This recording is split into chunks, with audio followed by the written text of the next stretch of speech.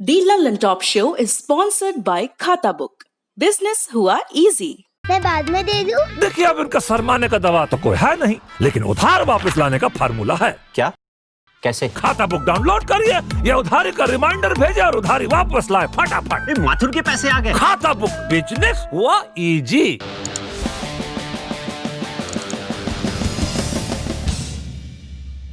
प्रधानमंत्री मोदी और राहुल गांधी दोनों ने आज से बिहार में रैलियों की शुरुआत की। मोदी प्रधान हैं तो पहले आपको उनकी ही बात सुनाते हैं। बिहार के सपूत गलवान घाटी में तिरंगा के खातिर शहीद हो गए लेकिन भारत माता के माथा न झुके दले।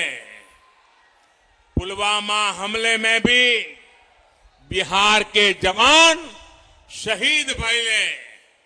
हम उनके चरण में शीश झुकावतानी, श्रद्धांजलि देवतानी।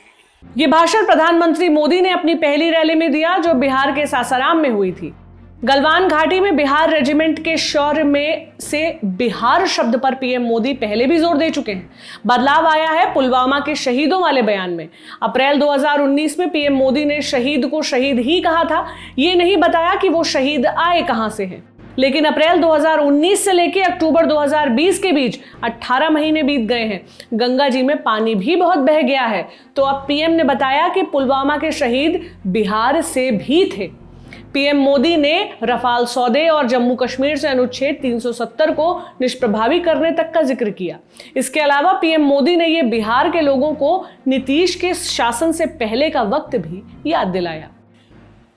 बिहार के लोग भूल नहीं सकते वो दिन जब सूरज ढलते का मतलब होता था सब कुछ बंद हो जाना, ठप पड़ जाना। आज बिजली है, सड़कें हैं, लाइटें हैं और सबसे बड़ी बात वो माहौल है जिसमें राज्य का सामान्य नागरिक बिना डरे रह सकता है, बिना डरे जी सकता है। वो दिन जब सरकार चलाने वालों की निगरानी में दिन दहाड़े डकैती होती थी, हत्याएं होती थी, रंगदारी वसूली जाती थी। वो दिन जब घर की बेटियां घर से निकलती थी तो जब तक वापस ना आ जाएं, माता पिता की सांस अटकी रहती थी। इन सारी बातों को आधार बनाकर पीएम मोदी ने बिहार में डबल इंजन सरकार की जरूरत बताई। डबल इंजन माने दिल्ली और पटना में एनडीए की सरकार। अब आपको राहुल गांधी की बात सुनाते हैं। राहुल ने आज तेजस्वी यादव के साथ नवादा में रैली की। राहुल ने अपने भाषण में लॉकडाउन के दौरान प्रवासी मजदूरों के महाप्रवास की पीड़ा का जिक्र किया। बिहार के सब मजदूरों को दिल्ली से, बाकी प्रदेशों से भगाकर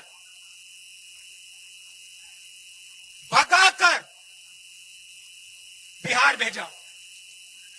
जब भी आप पैदल आए, जब आप पैदल आ रहे थे, जब आप भूखे थे, जब आप प्यासे थे, तो नरेंद्र मोदी क्या कह रहे थे? नरेंद्र मोदी जी ने आपकी मदद की, बिहार के मजदूरों की मदद की। मजदूरों के सामने सर झुकाते हैं, मगर जब समय आता है तो मदद नहीं करते। आप भूखे प्यासे मरे, आप हजारों किलोमीटर चले, नरेंद्र मोदी जी ने आपको ट्रेन नहीं दी, बस नहीं दी। नरेंद्र मोदी ने आपसे कहा भूखे हो तो क्या हुआ, प्यासे हो तो क्या हुआ, हजारों किलोमीटर चलो, अब बिहार की ओर चलो, मर जाओ पिस जाओ, मुझे कोई फर्क नहीं पड़ता। यह सच्चाई है भाई और बहनों। सच्चाई आपको पहचाननी पड़ेगी, क्योंकि जब आप सच्चाई पहचानोगे तभी ये देश और ये प्रदेश आगे बढ़ेगा। और मुझ में पूरा भरोसा है कि इस बार बिहार सच्चाई को पहचानने जा रहा है। इस बार बिहार नरेंद्र मोदी को, नीतीश कुमार को जवाब देने जा रहा है। प्रधानमंत्री मोदी ने गलवान के शहीदों का जिक्र किया था, तो राहुल पीएम के उस बयान का जिक्र ले आए जिसमें उन्होंने कहा था कोई नहीं घुसा। जब चाइना की सेना ने हमारे 20 सैनिकों को मारा, शहीद किया और हमारी जमीन ली, भाई और बहनों 1200 किलोमीटर हिंदुस्तान की जमीन चाइना ने ली है। चाइना की सेना हिंदुस्तान के अंदर है। सवाल यह है कि जब चाइना हमारी जमीन के अंदर आए तो हमारे प्रधानमंत्री ने हमारे वीरों का अपमान करते हुए यह क्यों बोला कि हिंदुस्तान के अंदर कोई नहीं आया? सवाल भाइयों और बहनों ये है। आज कहते हैं मैं सिर झुकाता हूं, मगर हिंदुस्तान की सेना का अपमान नरेंद्र मोदी ने किया जब उन्होंने देश को झूठ बोला कि चाइना का कोई भी सैनिक हिंदुस्तान के अंदर नहीं आया। सवाल यह है नरेंद्र मोदी जी, ये चाइना के सैनिक जो हिंदुस्तान के अंदर बैठे हैं, इनको आप बाहर कब निकालोगे? सवाल यह है। आप सिर झुकाने की बात मत कीजिए।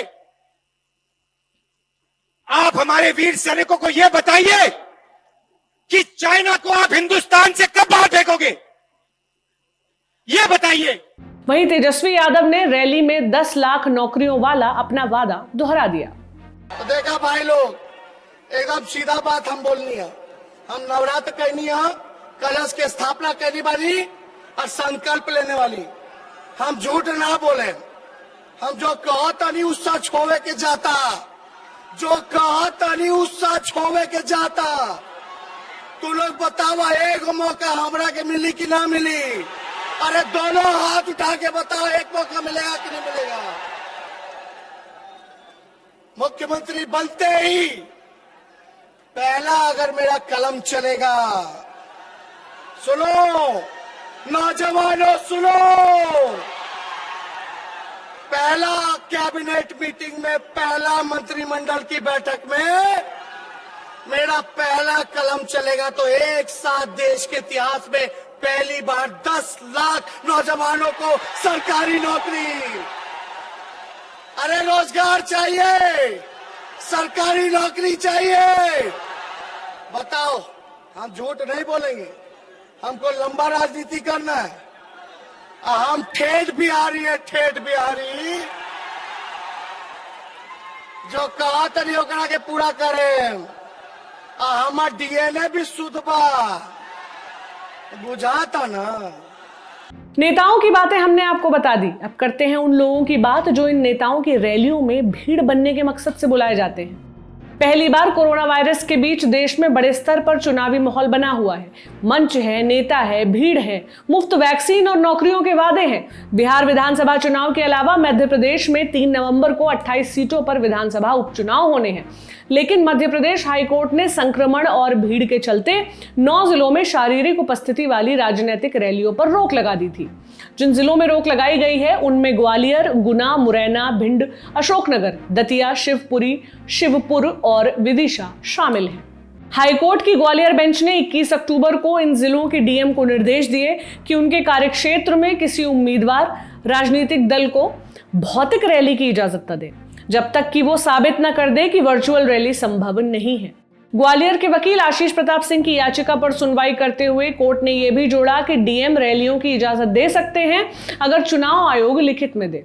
अगर इजाजत मिलती है तो पार्टी या उम्मीदवार को पैसे जमा कराने होंगे। ये पैसे सभा में अपेक्षित लोगों के लिए मास्क और सैनिटाइजर की दोगुनी खरीद के लिए पर्याप्त होने चाहिए। हाईकोर्ट ने यह भी कहा कि संबंधित उम्मीदवार की जिम्मेदारी होगी कि सभाओं में मौजूद लोगों को मास्क और सैनिटाइजर बांटे जाएं।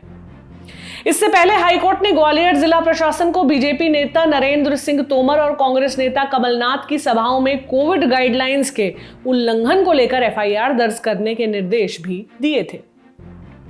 हाईकोर्ट के इस फैसले को चुनाव आयोग और बीजेपी ने सुप्रीम कोर्ट में चुनौती दी है। मध्य प्रदेश के मुख्यमंत्री शिवराज सिंह चौहान ने भी सुप्रीम कोर्ट जाने का ऐलान किया। उन्होंने कहा कि बिहार में सभाएं हो रही हैं, लेकिन मध्य प्रदेश के एक हिस्से में सभाएं नहीं हो सकती। इस रोक की वजह से 22 अक्टूबर को शिवराज की 2 और राज्यसभा सांसद ज्योतिरादित्य सिंधिया की 2 सभाएं रद्द हो गई। इसके अलावा बीजेपी के 2 प्रत्याशी प्रद्युम्न सिंह तोमर और मुन्ना लाल गोयल ने 22 अक्टूबर को सुप्रीम कोर्ट में विशेष अनुमति याचिका दाखिल कर हाईकोर्ट के आदेश पर रोक लगाने की मांग की। दूसरी तरफ चुनाव आयोग की तरफ से सुप्रीम कोर्ट में दायर याचिका में कहा गया कि हाईकोर्ट ने आयोग की गाइडलाइंस और कोविड प्रोटोकॉल के इतर अपना आदेश दिया है। आयोग ने अपनी गाइडलाइंस में 100 लोगों को पाबंदियों और नियमों के साथ रैली में शामिल होने की छूट दी थी।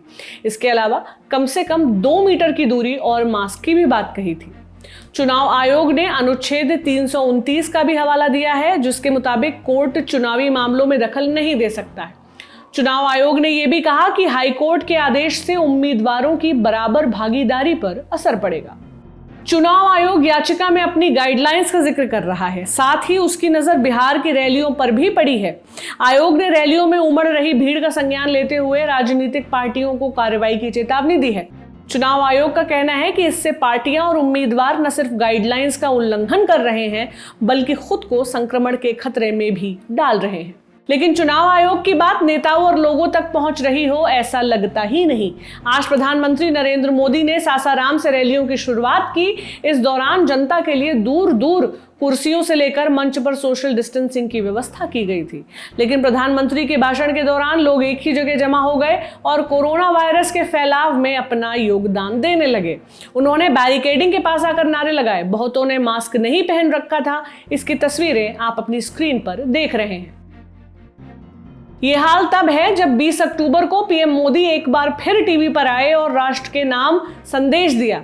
इसमें उन्होंने इस बात को अंडरलाइन किया कि लॉकडाउन गया है, कोरोना वायरस नहीं। जब तक दवाई नहीं तब तक ढिलाई नहीं वाली बात को उन्होंने दोहराया था। ये हाल सिर्फ देश के प्रधानमंत्री की चुनावी सभा का नहीं है, कांग्रेस नेता राहुल गांधी और आरजेडी नेता तेजस्वी यादव की जनसभाओं का भी है। दोनों ने आज नवादा में संयुक्त रैली की और सामने का नजारा कतई सोशल डिस्टेंसिंग की गवाही नहीं देता। लोग छतों पर चढ़े हुए नजर आए। तेजस्वी यादव की जनसभाओं के वीडियो उनके समर्थक ट्विटर पर खूब शेयर कर रहे हैं। इनमें भी डिस्टेंसिंग शब्द आप माइक्रोस्कोप से भी नहीं खोज सकते। यहां एक दिलचस्प बात पर ध्यान दीजिए। चुनाव आयोग एक तरफ चुनावी गाइडलाइंस के उल्लंघन को लेकर पार्टियों को कार्रवाई की चेतावनी दे रहा है, लेकिन उसी उल्लंघन पर मध्य प्रदेश हाईकोर्ट ने जब आदेश दिए तो आयोग फैसले के खिलाफ सुप्रीम कोर्ट पहुंच गया। ये वाकया बताता है कि the great Indian political theatre वाले जुमले की कल्पना क्यों की गई होगी। घुटना, कंधा या कमर, चाहे जैसा हो दर्द, डॉक्टर ऑर्थो आपको देता है दर्द से पूरी आजादी, एक भरपूर जिंदगी।